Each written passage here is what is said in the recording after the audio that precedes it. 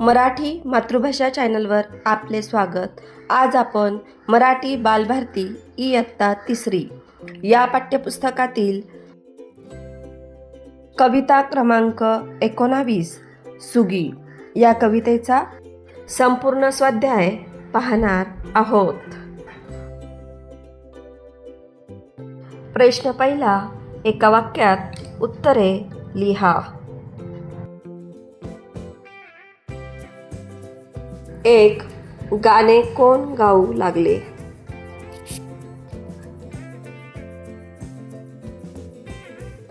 उत्तर, गाणे पोपट गाऊ लागले।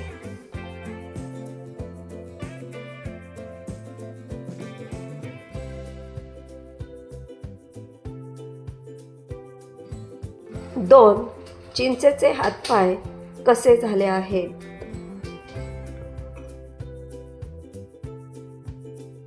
उत्तर, चिंचेचे हातपाय वाकडे झाले आहेत।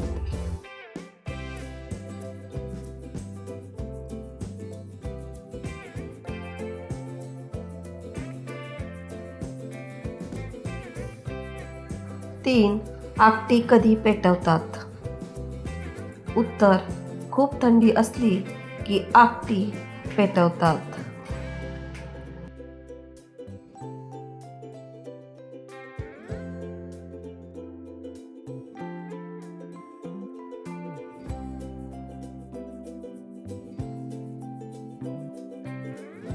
4.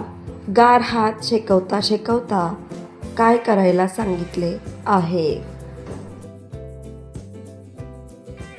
उत्तर, गार हात शेकवता शेकवता 4 ओल्या शेंगा खायला सांगितल्या आहेत।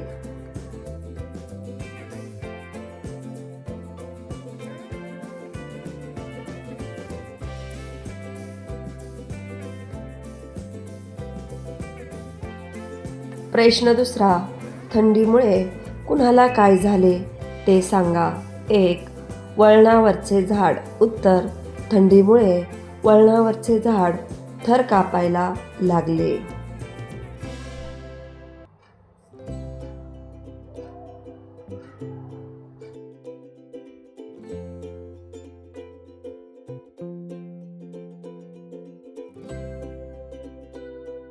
2. हरभऱ्याची राने। उत्तर, थंडीमुळे रात्री पडलेल्या दवामुळे हरभऱ्याची राने ओलीचिंब झाली।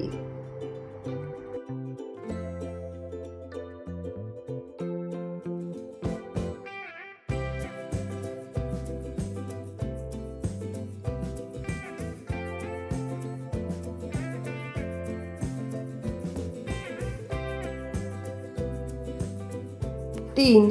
लोकांचे हात। उत्तर, थंडीमुळे लोकांचे हात गार झाले आहेत।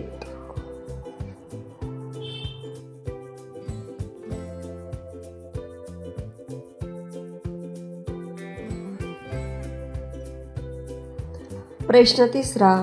जोड्या जुळवा। 1. खट्टे मिठ्ठे पेरू। 2. काट्यातून लगडलेली बोरे। 3.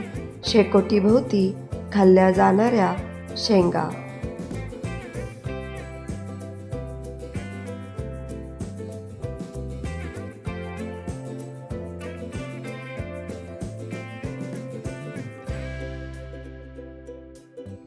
4. काटेरी झाडांची नावे लिहा। उत्तर, बोरी, बाभूळ, करवंद।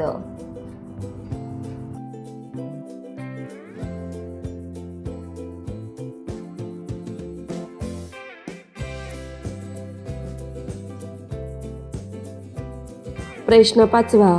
आंबा, बोर, पेरू, चिंच यापैकी प्रत्येक फळांपासून तुमच्या घरी काय काय बनवले जाते ते लिहा।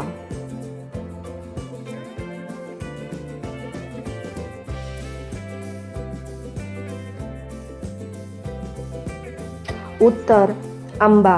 आंबा या फळापासून रस, लोणचे, मुरंबा असे पदार्थ बनवले जातात।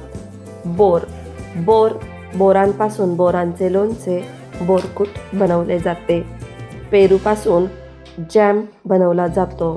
चिंचेपासून चिंचेचा कोळ आणि चिंचेची कढी असे पदार्थ बनवले जातात.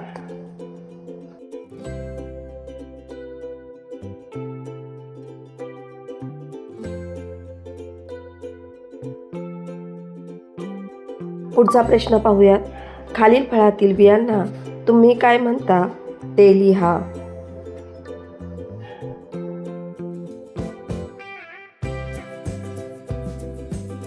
उत्तर 1. चिंच.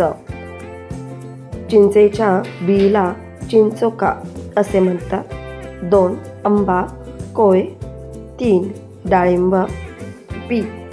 4. कलिंगड बी. 5. बोर आठी.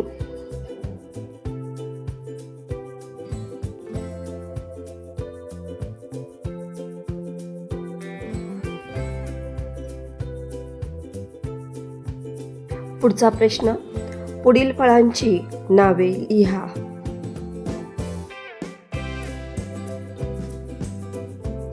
एक बी असलेले फळ. उत्तर आंबा, काजू, बोर इत्यादी. दुसरा अनेक बिया असलेली फळे. उत्तर कलिंगड, पेरू, पपई, डाळिंब.